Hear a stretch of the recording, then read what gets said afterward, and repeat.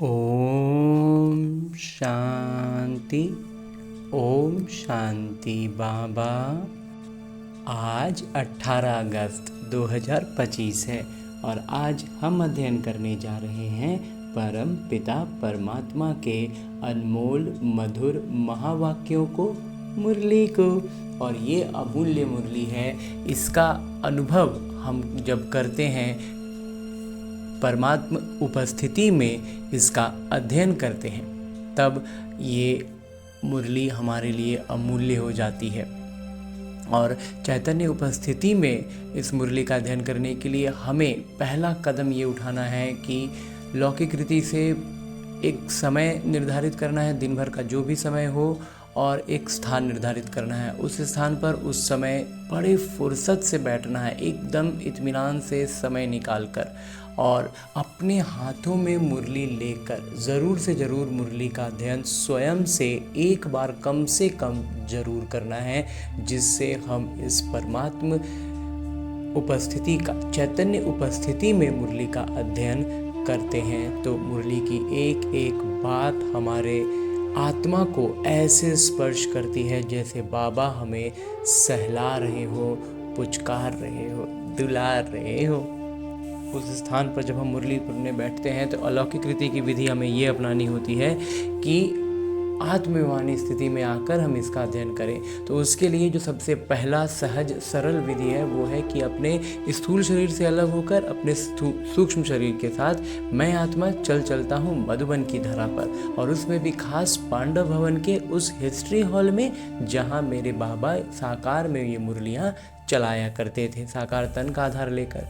तो उस स्थान पर जब हम उपस्थित होते हैं ना, और रोज़ रोज़ बाबा से इस तरह मिलते हैं, तो हम धीरे धीरे अनुभूति पाने लगते हैं। ऐसा अनुभव करते हैं कि बाबा मुझसे निज तौर पर ये मुरली की बातें कह रहे हैं।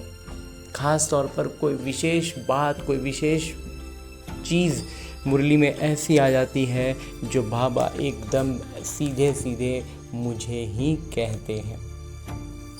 तो आज मुरली में मेरे बाबा मुझसे कहते हैं, मीठे बच्चे, जैसे बाबा गाइड है, पथ प्रदर्शक है, ऐसे हमें भी गाइड बन सबको घर का रास्ता बताना है, सबको पथ प्रदर्शक बनकर रास्ता दिखाना है, पथ दिखाना है, अंधों की लाठी बनना है और कईयों को तो सहारा भी देना है।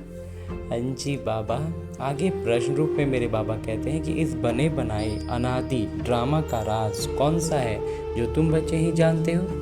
कौन सा ऐसा राज है इस अनादि बना बनाए ड्रामा का जो हम बच्चे ही उस राज को अब जान पाए हैं? बाबा ने हमें बतलाया है। उत्तर बतलाते हैं मेरे बाबा, ये बना बनाया अनादि ड्रामा है। इसमें न तो कोई एक्टर ऐड हो सकता है, कोई नया जुड़ सकता है, और ना ही कोई कम हो सकता है। मोक्ष किसी को भी नहीं मिलता। कोई कहे कि हम इस आवागमन के चक्र में आए ही नहीं, बाबा कहते हैं हाँ, कुछ समय के लिए, जब तक उसका किरदार नहीं आया तब तक वो रहेगा, लेकिन किरदार से कोई बिल्कुल छूट नहीं सकता। कोई ऐसा नहीं कह सकता कि हम इस किरदार में आएंगे ही नहीं। ये ड्रामा का राज तुम बच्चे ही जानते हो। तो वो जो जितना पापी होगा उतने कम जन्म उसके होंगे, और जो जितना अच्छा पुरुषार्थ करेगा उसको उतना ज़्यादा सुखों वाला जन्म पाएगा। क्योंकि द्वापर के बाद जो लेगा वो सुख का तो अनुभव ले ही नहीं सकता, वो सुख दुख सुख दुख सुख दुख वाला लेगा।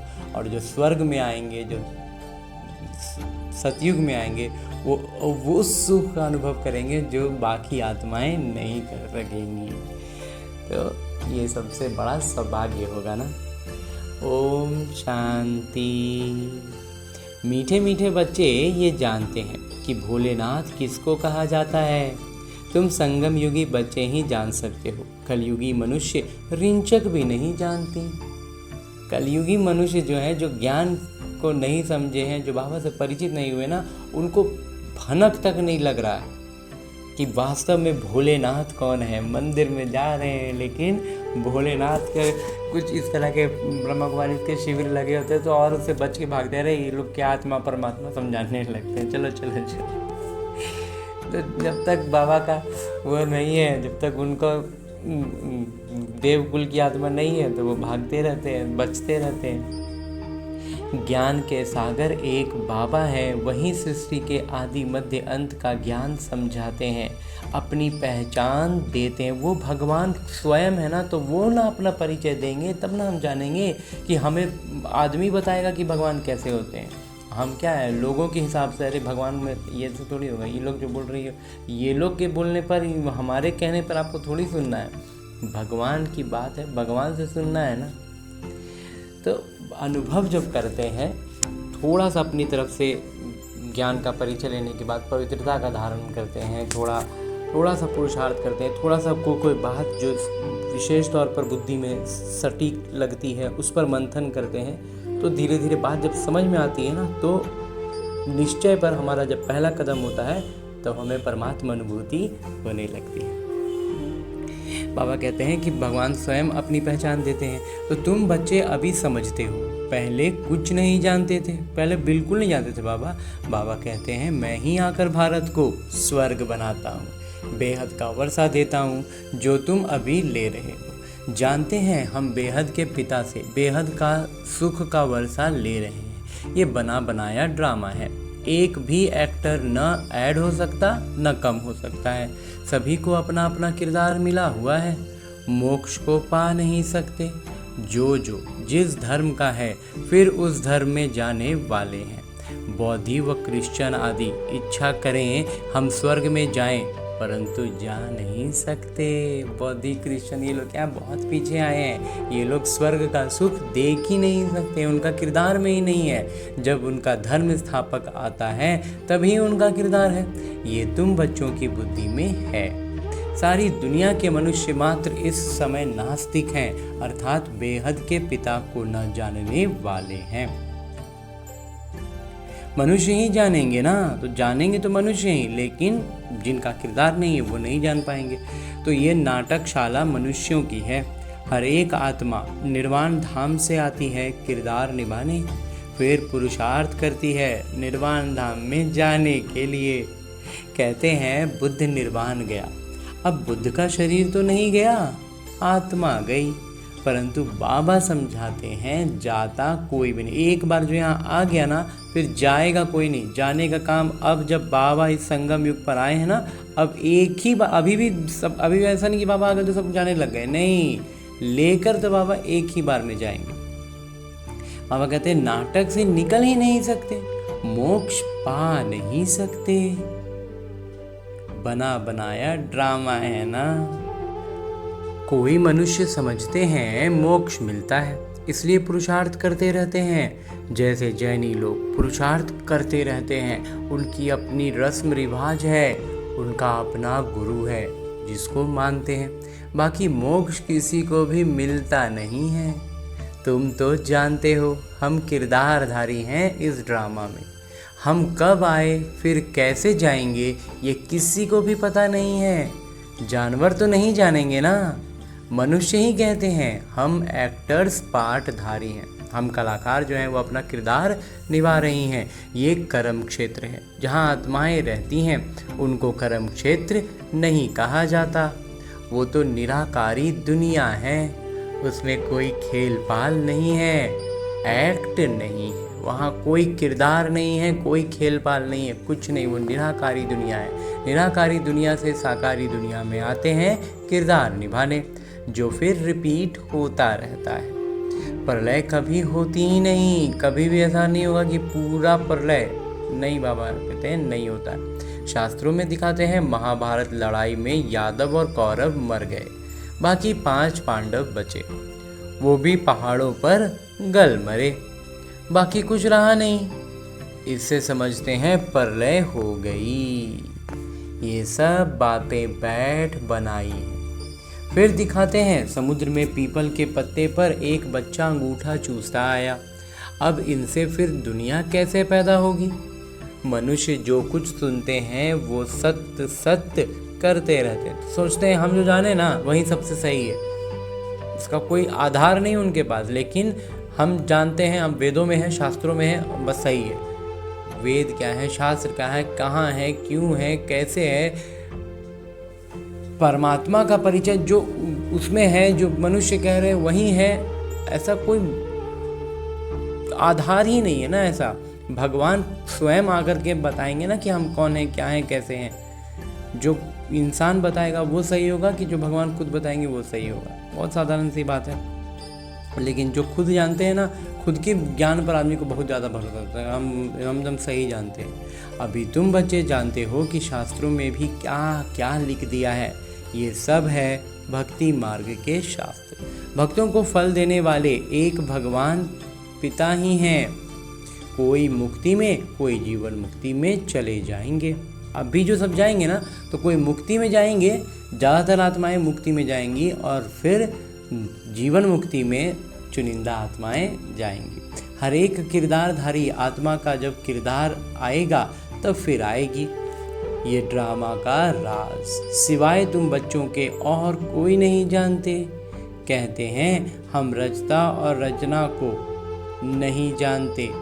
ड्रामा के एक्टर्स होकर और ड्रामा के आदि मध्य अंत ड्यूरेशन आदि को न जाने तो बेसमझ कहेंगे ना। बाबा कहते हैं ड्रामा का इस ड्रामा में हम भी एक कलाकार हैं, तो हमको फिर इसका शुरुआत मध्य अंत मालूम होना चाहिए, कितना समय का वो मालूम होना चाहिए। मतलब उस नाटक का सारा कुछ हमको मालूम होना चाहिए ना। और अगर नहीं है तो बाबा कहते हैं फिर बेसमझ कहेंगे ना। समझाने से भी समझते नहीं। 84 लाख समझने कारण ड्यूरेशन भी लाखों वर्ष दे देते। अभी तुम समझते हो बाबा, हम आपसे कल्प कल्प आकर स्वर्ग की बादशाही लेते हैं। 5000 वर्ष पहले भी आपसे मिले थे बेहद का वर्षा लेने। यथा राजा रानी तथा प्रजा सब विश्व के मालिक बनते हैं। प्रजा भी कहेगी हम विश्व के मालिक हैं।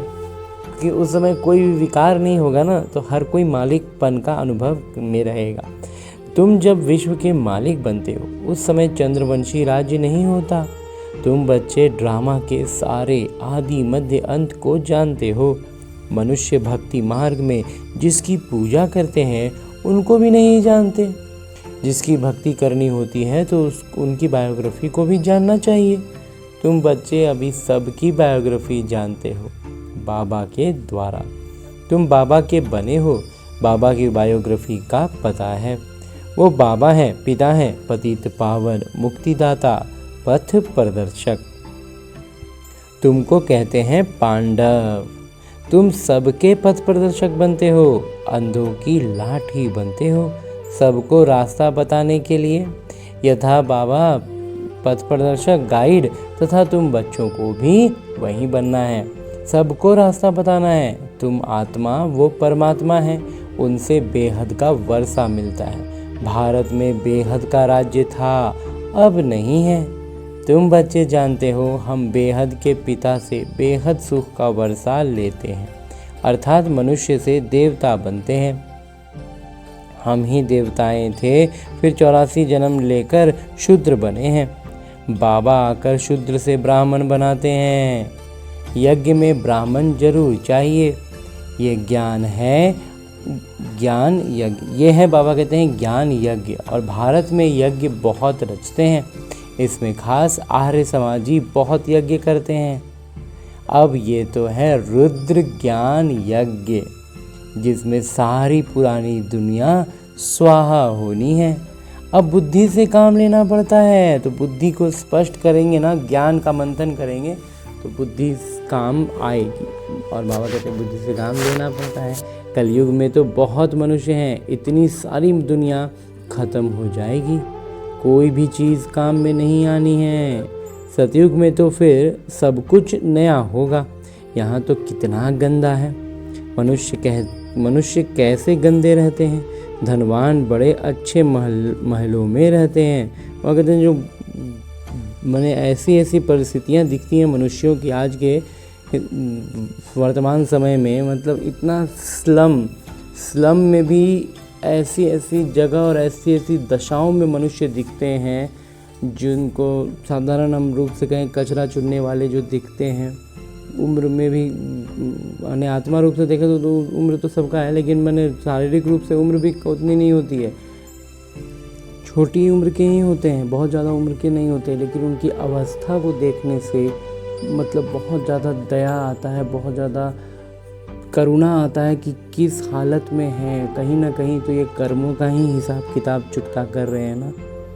तो बाबा कहते हैं कि गरीब बेचारे गंदगी में हैं, गंद में हैं, झोपड़ियों में पड़े हैं। अब इन झोपड़ियों को डिस्ट्रॉय करते रहते हैं। अब क्या है, जो बड़े लोग होते हैं इस दुनिया के हिसाब से, वो क्या करते हैं, स्लम हटाओ, जो एक स्लम में पड़े हैं, इतनी कम जगह में इतने सारे लोग रहते हैं, उनको भी कहते हैं वहाँ से हटाओ, उनको दूसरी जगह दे ज़मीन, उनको दूसरा जगह ज़मीन दे करके फिर उसको बेच करके वहाँ भी उनको महल बनाना होता है। नहीं उठते हैं तो ज़बरदस्ती उठाते हैं, और अगर वो लोग जगह खाली नहीं करें तो चोर ज़बरदस्ती से करते हैं। गरीब दुखी बहुत हैं, जो सुखी हैं वो भी स्थायी सुखी नहीं है। और उसकी तुलना में जब देखते हैं तो कुछ लोग सुखी लगते हैं कि ये तो कम से कम सुखी हैं, लेकिन बाबा कहते हैं वो सुखी, उनका सुख स्थायी नहीं है। अगर सुख होता तो क्यों कहते कि ये काग विष्ठा समान सुख है, क्योंकि उनका सुख जो भी उनको अनुभव होता है ना, वो बहुत क्षणिक होता है। वो उस सुख का अनुभव भी नहीं कर पाते और वो सुख जैसे ख़त्म हो जाता है। तो बाबा कहते हैं इसलिए वो भी सुखी नहीं है। ये जो दुख है ना, ये दिखाई देता है, और कुछ दुख ऐसा होता है जो दिखाई नहीं देता है लेकिन वास्तव में बहुत दुखी कर देता है। शिव भगवानुवाच, हम इन माताओं के द्वारा स्वर्ग के द्वार खोल रहे हैं। बाबा कहते हैं कि मैं माताओं को निमित्त बनाकर स्वर्ग का द्वार खोलता हूँ। तो माताएं क्या हो गई, स्वर्ग का द्वार हो गई ना एक तरह से। तो माताओं पर कलश रखा है, फिर वो सबको ज्ञान अमृत पिलाती हैं। परंतु तुम्हारा है प्रवृत्ति मार्ग, तुम हो सच्चे सच्चे ब्राह्मण, तो सबको ज्ञान चिता पर बिठाओ, ज्ञान अग्नि में तपाओ। अभी तुम बनते हो दैवी संप्रदाय, आसुरी संप्रदाय अर्थात रावण राज्य। अभी हम बन रहे दैवी संप्रदाय के, अभी हैं कहाँ पर, आसुरी संप्रदाय में है, रावण राज्य में है। गांधी भी कहते थे राम राज्य हो, बुलाते हैं हे पतित पावन आइए, परंतु अपने को पतित समझते थोड़े ही हैं, पतित पावन को बुलाते हैं, लेकिन हम पतित हैं ये स्वीकार नहीं कर पाते हैं। बाबा बच्चों को सुझाव करते हैं, तुम घोर अंधियारे से सोजरे में आए हो। मनुष्य तो समझते हैं गंगा स्नान करने से पावन बन जाएंगे, ऐसे ही गंगा में हरिद्वार का सारा कीचड़ा पड़ता है। बाबा कहते हैं हरिद्वार सब में क्या है, बहुत गंदगी डराती है। हरिद्वार क्या, आगे भी पड़ता है, लेकिन एकदम हरिद्वार सब तो शुरुआती स्तर पर है, लेकिन वहाँ भी बहुत गंदगी घुस आ जाती है। कहीं फिर वो कीचड़ा सारा खेती में ले जाते हैं। तो सतयुग में ऐसे काम नहीं होते, वहाँ तो अनाज ढेर के ढेर होता है, पैसा ही थोड़े ही खर्च करना पड़ता है। अनाज तो अपना सबका निजी होगा, तो पैसा खर्च करने का थोड़ी ज़रूरत पड़ेगा। बाबा अनुभवी है ना, पहले कितना अनाज सस्ता था, सतयुग में बहुत थोड़े मनुष्य हैं, हर चीज़ सस्ती रहती है। तो बाबा कहते हैं मीठे बच्चे, अभी तुमको पतित से पावन बनना है। युक्ति बहुत सहज बताते हैं, अपने को आत्मा समझ बाबा को याद करो। आत्मा में ही खाद पड़ने से मुलम्मे की बन गई है। जो पारस बुद्धि थे वहीं अब पत्थर बुद्धि बने हैं। तुम बच्चे अभी बाबा के पास पत्थरनाथ से पारसनाथ बनने आए हो।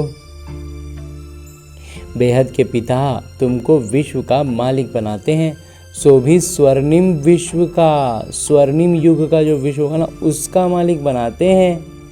ये है आयरन एज्ड विश्व। अभी जो ये दुनिया दिखती है ना, ये क्या है, लोहे की जंग लगी हुई जर्जरी भूत दुनिया है। बाबा बैठ बच्चों को पारसपुरी का मालिक बनाते हैं। तुम जानते हो यहाँ के इतने महल माड़ियाँ आदि कोई काम में नहीं आएंगे, सब खत्म हो जाएंगे। अभी कितना भी बड़ा महल बनाए, कितना भी गाड़ी हो, बंगला हो, कुछ भी हो, सब कुछ बाबा कहते हैं आँखों से जो कुछ दिख रहा है ना, सब कुछ खत्म हो जाएगा, कोई काम नहीं आएगा, सब खत्म हो जाएंगे। यहाँ क्या रखा है, अमेरिका के पास कितना सोना है, यहाँ तो इतना थोड़ा बहुत सोना जो माताओं के पास है वो भी लेते रहते हैं, उसको भी चाहते हैं कि ले लें, क्योंकि उनको तो कर्ज में सोना देना है। तो क्या होता है, अभी भारत में हम क्या देखते हैं, कहते हैं कि आप अपना सोना हमको दे दीजिए और हम आपको उसका बदले में ब्याज देंगे। हम आपको एक कागज़ में मतलब जो बॉन्ड होते हैं ना आजकल के, बाबा उन सबको कितना स्पष्ट हमें बतला देते हैं कि उनको कर्ज लेना है और उसके लिए उनको सोना देना है। तो आपसे भी पूरी जनता से बोलते रहते हैं सोना हमको दे दीजिए, हमको दे दीजिए। बाबा इतना स्पष्ट एक एक बात हमें बतला देते हैं कि तुमसे वो माताओं के पास जो थोड़ा बहुत सोना है ना उसको भी लेते रहते हैं, क्योंकि उनको कर्ज में सोना देना है। तुम्हारे पास वहाँ सोना ही सोना होता है, यहाँ कौड़ियाँ वहाँ हीरे होंगे। और बाकी तो जो साज सजावट और वो चीज़ें हैं ना, बाबा कहते हैं हर चीज़ में हीरा होगा। इनको कहा जाता है आयरन एज। भारत ही अविनाशी खंड है, कभी विनाश नहीं होता। भारत है सबसे ऊंचते ऊंच। तुम माताएं सारे विश्व का उद्धार करती हो। तुम्हारे लिए जरूर नई दुनिया चाहिए। जब बाबा कहते इतना उद्धार करती हो तो तुम्हारे लिए दुनिया भी नई चाहिए ना, पुरानी दुनिया का विनाश चाहिए। कितना समझने की बातें हैं। तो पुराना को एक बार साफ सुथरा करके एकदम रिफ्रेश कर देंगे तब ना एकदम नई दुनिया तैयार होगी। बाबा कहते हैं सब समझने की बातें हैं और इसका भी स्पष्टीकरण बाबा ने बहुत अच्छे से दिया है। शरीर निर्वाह, अर्थ धंधा आदि भी करना है, छोड़ना कुछ भी नहीं है। बाबा कहते हैं सब कुछ करते हुए मुझे याद करते रहो। भक्ति मार्ग में भी तुम मुझ माशूक को याद करते आए हो कि हमको आकर सांवरे से गोरा बनाइए। उनको मुसाफिर कहा जाता है। तुम सब मुसाफिर हो ना, तुम्हारा घर वो है जहाँ सब आत्माएं रहती हैं। तुम सबको ज्ञान चिता पर, ज्ञान अग्नि में तपाओ। सब हिसाब किताब चुकतू कर जाने वाले हैं। तो ज्ञान चिता में जो तप जाएंगे ना, उनका हिसाब किताब आसानी से चुकतू होगा, विघ्न विनाश हो जाएंगे। और जो नई ज्ञान चिता में, ज्ञान अग्नि में तपेंगे नहीं, वो सजाएं खाएंगे। फिर नए सिरे तुम आएंगे। जितना याद में रहेंगे उतना पवित्र बनेंगे और उच्च पद भी पाएंगे। तो माताओं को तो फुर्सत रहती है, मेल्स की बुद्धि धंधे आदि तरफ चक्र लगाती रहती है। बाबा कहते हैं जो पुरुष होते हैं उनका तो धंधे में बुद्धि जाता रहता है, लेकिन माताओं को तो वैसा नहीं होना चाहिए। तो इसलिए बाबा ने कलश भी माताओं पर रखा है। यहाँ तो स्त्री को कहते हैं कि पति ही तुम्हारा ईश्वर गुरु सब कुछ है, तुम उनकी दासी हो। अभी फिर बाबा तुम माताओं को कितना ऊंचा बनाते हैं। तुम नारियां ही भारत का उद्धार करती हो। कोई बाबा से पूछते हैं आवागमन से छूट सकते हैं। को लगता है बाबा हम इस चक्र से छूट जाएं, इस जन्म मरण के चक्र से। बाबा कहते हैं हाँ, कुछ समय के लिए छूट सकते हैं। जब तक मुक्ति धाम में पड़े होंगे तब तक तो जन्म मरण नहीं होगा ना, यहाँ तो चक्र चलता रहेगा। तो तुम बच्चे तो ऑल राउंड आदि से अंत तक किरदार निभाते हो। दूसरे जो हैं वो मुक्ति धाम में रहते हैं, उनका किरदार ही थोड़ा है। वो स्वर्ग में तो जाने वाले हैं नहीं। आवागमन से मोक्ष उसको कहेंगे जो पिछाड़ी को आए और ये गए। अब कहते हैं आवागमन से छुट्टी मिलना या मोक्ष का नाम उसको ले सकते हैं जिनका किरदार ही कम है। 1-2 जन्म के लिए आए, बाकी समय वो क्या पड़े रहेंगे मुक्ति धाम में, तो उनको उस तरह से ले सकते हैं। लेकिन वास्तव में वो अच्छा अब कहते हैं नहीं हुआ। ज्ञान आदि तो सुन न सके और उनको ज्ञानवान तो बिल्कुल ही समझ में नहीं आने वाला है। सुनते वही हैं जो शुरू से अंत तक किरदार निभाते। तो शुरू से आने से क्या है ना, इतना सुख में रहते हैं, इतना सुखों का अनुभव करते हैं ना, ठीक है फिर थोड़ा सा दुख का भी किरदार निभा लेते हैं। जब ज्ञान मिल गया तब तो बहुत सहारा हो गया, पूरा निकल ही गए समझिए। तो बाबा कहते हैं, कोई कहते हैं हमको तो यही पसंद है, हम वहाँ ही बैठे रहें। बाबा कहते हैं कुछ बच्चे कहते हैं कि हमको तो ज़्यादा अच्छा वहीं लगता है कि मुक्तिधाम में पड़े रहें। ऐसे थोड़े ही हो सकता है, ड्रामा में नूंधा हुआ है, जाकर पिछाड़ी में आएंगे ज़रूर। तो अंत में भी तो एक बार आना ही पड़ेगा ना, बाकी सारा समय शांति धाम में रहते हैं। ये बेहद का ड्रामा है। तो कहीं भी हो लेकिन किरदार निभाने यहाँ आना ही होगा। और जब जिस जन्म में है, जहाँ पर है, उनको बस फिर उतना ही दिखाई देगा, उतना ही परिस्थिति समझ में आएगी ना। और जितना पीछे आएंगे ना, उनको दुख तकलीफ ऐसा थोड़ी कि उनको दुख नहीं मिलने वाला है। इस तमो प्रधान दुनिया में आएंगे तो दुख ही दुख मिलेगा ना, वो बल्कि सुख का अनुभव नहीं कर पाएंगे। तो उससे तो अच्छा है ना कि हम सुखों का भी खूब भरपूर आनंद लें, परमात्मा साथ का अनुभव करें। आज अच्छा, मीठे मीठे सिकिलते बच्चों प्रति माता पिता बाबा का याद प्यार और आशीर्वाद। रूहानी बाबा की रूहानी बच्चों को नमस्ते। हम रूहानी बच्चों की ओर से रूहानी माता पिता को याद प्यार और प्रणाम। धन्यवाद बाबा, धन्यवाद। मुरली के लिए भी धन्यवाद और इस अनूठे अलौकिक ब्राह्मण जीवन के लिए भी बहुत बहुत बहुत धन्यवाद बाबा, बहुत धन्यवाद। आगे आज की मुरली से लिए गए वो प्रमुख बिंदु हैं जिन्हें हमें अपने ब्राह्मण जीवन में धारण करने हैं। और ब्राह्मण सो फरिश्ता, फरिश्ता सो देवता बनना है। उसके लिए जो सबसे पहली बिंदु है वो है सच्चा सच्चा ब्राह्मण बन सबको ज्ञान अमृत पिलाना है, ज्ञान चिता पर बिठाना है, ज्ञान अग्नि में तपाना है, खुद को भी और दूसरों को भी। दूसरा है शरीर निर्वाह अर्थ धंधा आदि सब कुछ करते हुए पतित से पावन बनने के लिए बाबा की याद में रहना। किरदार के हर एक क्षण को निभाना है, हर एक पल किरदार जो मिला है उस किरदार में रहते हुए आत्मा को पावन बनाने के लिए पुरुषार्थ करना है, याद में रहना है और सबको बाबा की याद दिलाना भी है। तो ये काम बाबा कहते हैं कि ऐसा नहीं कि सब चीज़ से छुट्टी करके बैठ जाना है और बाबा की याद में करना है, नहीं।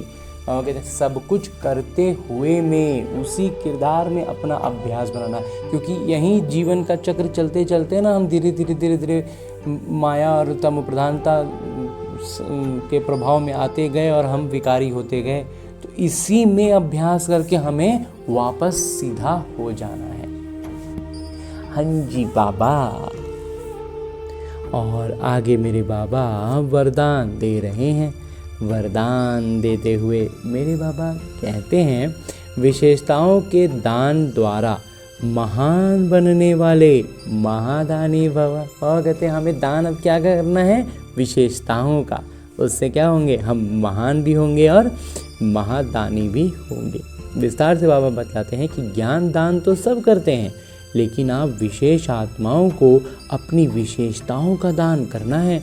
हमें बाबा विशेष आत्मा कहते हैं और कहते हैं हम विशेष क्यों, क्योंकि हम अपनी विशेषताओं का दान करते हैं। जो भी आपके सामने आए उसे आपसे बाबा के स्नेह का अनुभव हो, आपके चेहरे से बाबा का चित्र और चलन से बाबा के चरित्र दिखाई दें। आपकी विशेषताएं देखकर वो विशेष आत्मा बनने की प्रेरणा प्राप्त करें। ऐसे महादानी बनो तो आदि से अंत तक पूज्यपन में भी और पुजारीपन में भी महान रहेंगे। पुजारी भी महान होंगे और जब पूज्य हैं तो महान है ही। बाबा कहते हैं बाबा की प्रत्यक्षता। आज भी बाबा वरदान में सीधा सीधा स्पष्ट शब्दों में कहते हैं बाबा की प्रत्यक्षता।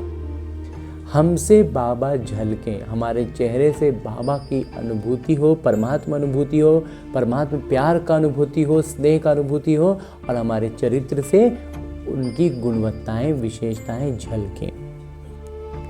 इतना स्पष्ट बाबा कहते हैं कि और उनसे उनको प्रेरणा का वो स्रोत बनेगा, विशेष आत्मा बनने की प्रेरणा प्राप्त करें। तो ऐसा महादानी बनेंगे तो आदि से अंत तक बाबा कहते हैं पूज्यपन में भी और पुजारीपन में भी महान रहेंगे। पुजारी भी बहुत श्रेष्ठ रहे हुए हैं ना, वैसे ही आत्मा हम बनेंगे। और इतना श्रेष्ठ वरदान के बाद स्लोगन है। मुरली का उपदेश है कि सदा आत्माभिमानी रहने वाला ही सबसे बड़ा ज्ञानी है। कर्म कुछ भी कर रहे हो, किरदार में हो, अपने किरदार को निभा रहे हैं, लेकिन है आत्माभिमानी, अपने आप को पूरी तरह से उससे अलग रखे हुए। और ये अभ्यास से होता है। तो हमें हर जीवन की छोटी बड़ी परिस्थिति में बस एक ही उद्देश्य रखना है कि ये जो मेरा लौकिक जीवन है ये बस मेरे अभ्यास की एक पुस्तिका है, जिसमें आने वाली हर परिस्थिति उसका एक प्रश्न है।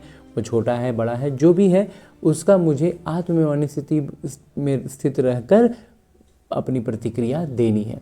और वही प्रतिक्रिया देने की हमारी जो आदत कहें, संस्कार कहना, वही है जिससे विकर्म भी विनाश होंगे, हम आत्माभिमानी होने का अभ्यास भी हमारा बढ़ेगा और आत्मा सतो प्रधान भी बनती जाएगी। और जब हम अपनी सतो प्रधान अवस्था के उस पराकाष्ठा पर पहुंचेंगे तो ये शरीर आप ही छूट जाएगा।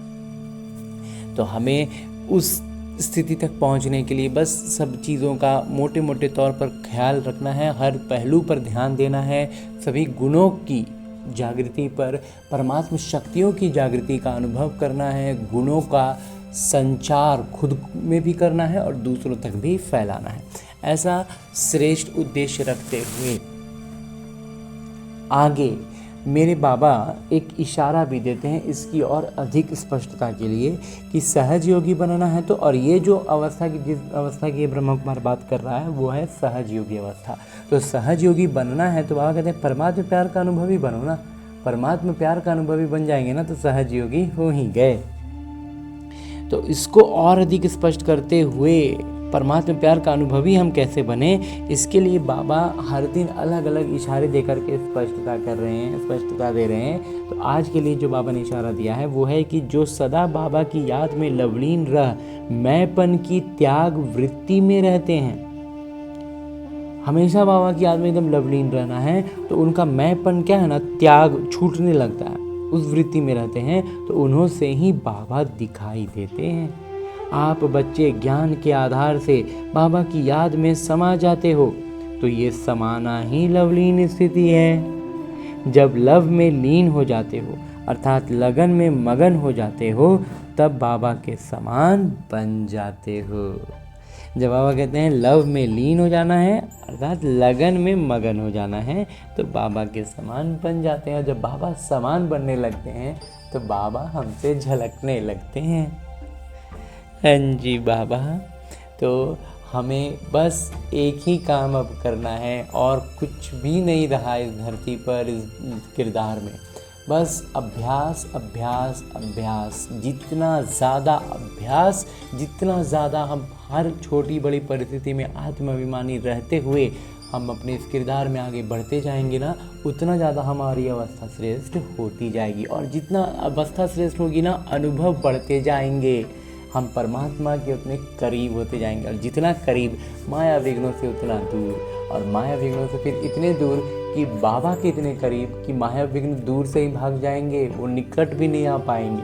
तो ऐसी श्रेष्ठ अवस्था का उद्देश्य रखते हुए छोटे छोटे अभ्यासों से शुरुआत करते हुए लौटते हैं अपने इस किरदार में, अपने इस स्थूल शरीर में, ढेर सारी शुभ भावनाएं और शुभकामनाओं से भरपूर होकर।